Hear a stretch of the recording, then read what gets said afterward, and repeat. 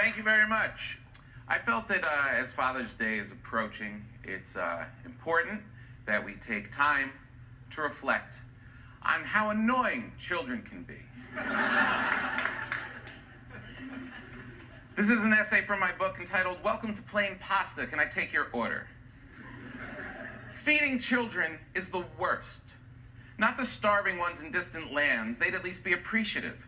I'm talking about the ones who live in my house. It should be joyful and gratifying when you make something and feed the ones you love. But when the ones you love are under 3 feet tall, that is seldom the case.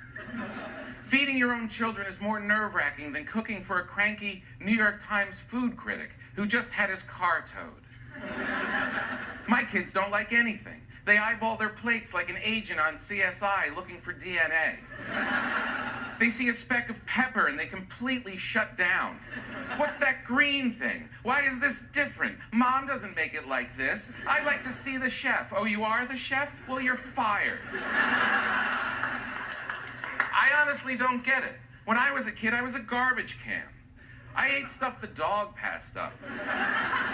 If I didn't recognize a food, I didn't even ask what it was. I just figured it out by eating it.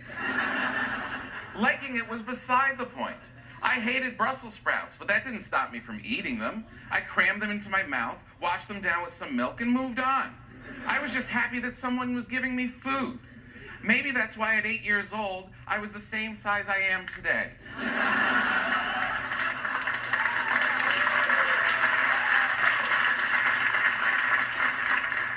I think we give our children too many choices. My kids walk into the house like it's Applebee's and immediately ask to hear about the specials.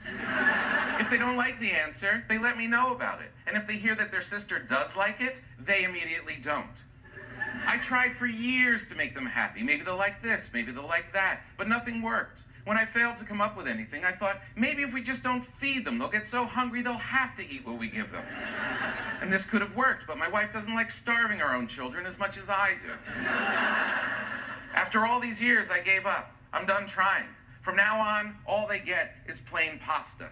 It's the only meal that never disappoints. It's nothing but starchy noodles with virtually no vitamins or minerals, but they eat it every time. And at this point, that's all I can ask for. If I had the money and the energy and knew anything about business, I would open a restaurant and call it Plain Pasta. Do you realize how popular this restaurant would be? Called Plain Pasta. Families would be dying to get a table at Plain Pasta. Anyone with a child would be making reservations months in advance, planning their birthday parties and ordering takeout. How happy would kids be in a place where plain pasta was the only item? It's tailor-made for them. Their parents can't suggest that they try the scallops or eat a vegetable because there aren't any. There isn't even a pepper shaker in the place.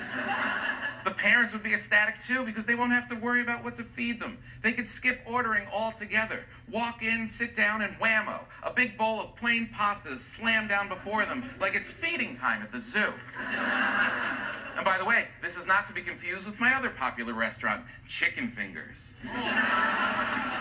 Oh yeah.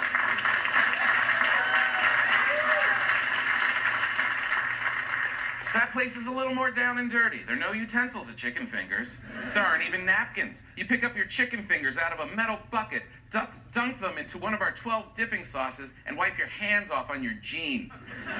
There are chairs for the adults, but not at the tables. The parents sit in lounge chairs, around the outskirts of the room, drinking beer and wine, while the kids run around the place, grabbing chicken, eating what they want, and throwing the rest at their friends.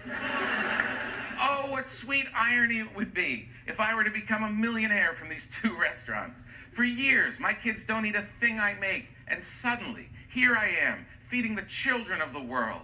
Tom Papa, owner of Plain Pasta and Chicken Fingers. What a dad.